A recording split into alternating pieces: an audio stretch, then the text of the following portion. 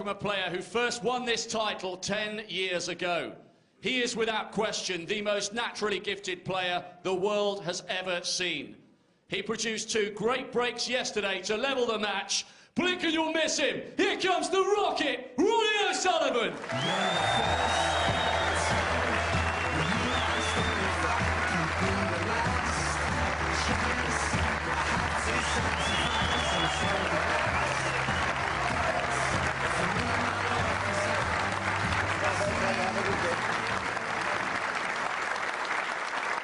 And finally, please welcome one of the greatest sportsmen Scotland has ever produced.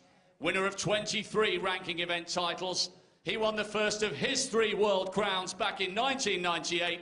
He's the reigning UK champion. He's the reigning Welsh Open champion. He's the Wizard of Wishaw, John Higgins.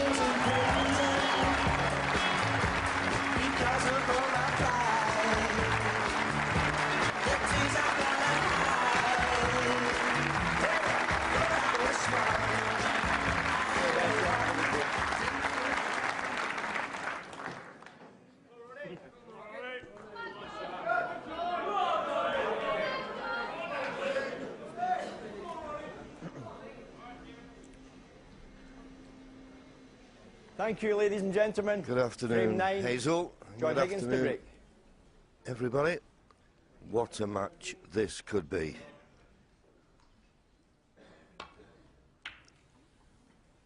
I would think after the first session, probably Ronnie O'Sullivan was best pleased.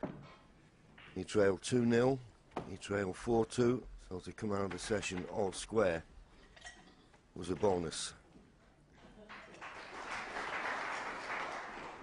There's the pot success. Look at that, 96% John Higgins, 91% Ronnie O'Sullivan. 91% is pretty good, but 96% exceptional.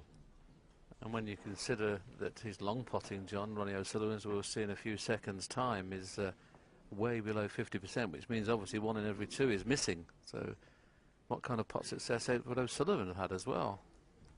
These players are virtually level in all departments. There's a safety success, only 1% in it.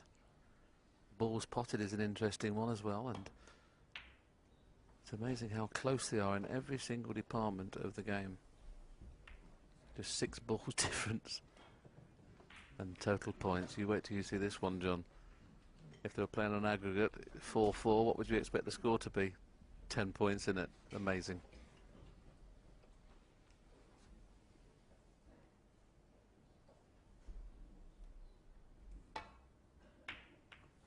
And as you can see, they've both made a century.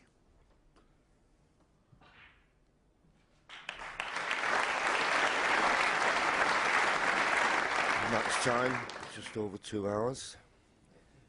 But that's a telling shot from Ronnie there.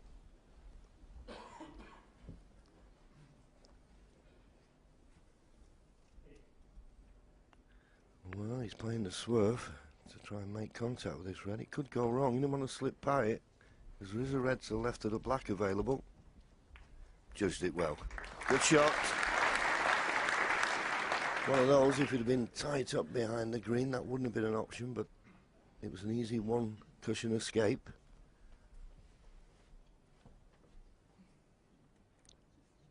The only stat that would make me fancy John Higgins slightly now is just purely on that long game, John. I think they're so close in all departments. I just can't see over 25 frames, if you're not competing in the long game department, how you can win.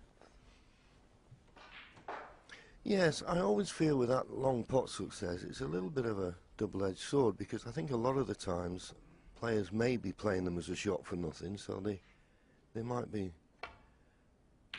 not much of a difference. Well, here's an opportunity for Ronnie to see how his long pot's going on, because John Higgins will be very disappointed with that safety. I thought he could get through to this one, the one closest to the pocket. There is one available to the left corner. But that's a bonus for John. Blues come to his rescue on the easier of the 2 reds.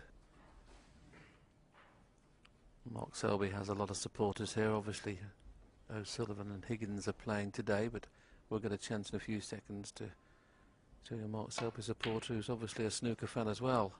because he wants to watch these two great players play as well. And here's Serge from Kasabian, a Leicester lad. He loves his snooker. And what a great group they are, John. Kasabian.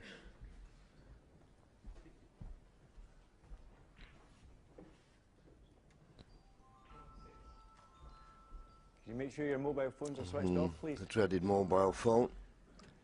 But as we look at the table, bad miss from Ronnie.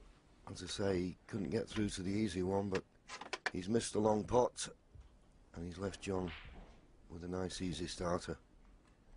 First chance to get your hand on the table and potting balls is always a bonus.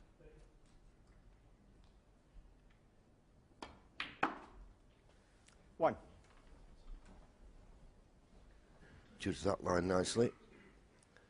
And we may see him going into the pink. I know there's a few loose reds, but the black at the moment is out of commission. The pink's tied up. If he cannons into the pink, he'll bring the pink into play and may even release the black. Plenty of power.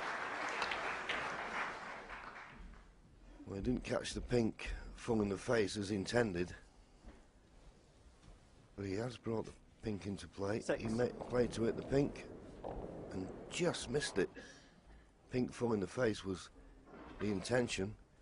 Now what's he got? I know he's got the red down the left hand side of the table, but I can't see much else. And using the rest, this is tricky. Well, it's 100% both of them, so, but it's still tricky, this. 7. Played it nicely and took a little bit of pressure off the pot by not trying to do too much with the cue ball. Now he'd have the thin pot on the blue, and with the green not being on its spot, will make it easier to get in and out of balk. Yes, ideally like to get on the one left of the black spot, because then he can just roll that in and get onto the black.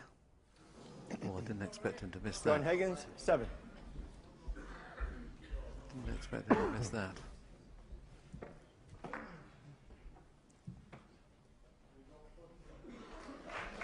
Yeah, just basically a plain ball pot. Just got it a touch too thick. I noticed Ronnie just a few seconds ago having a glance whether the pink spot was covered, because he'd love to get that pink on the black spot now. That would make break building a lot easier. Well, I think that just about goes on, so maybe the pink will be tied up once again.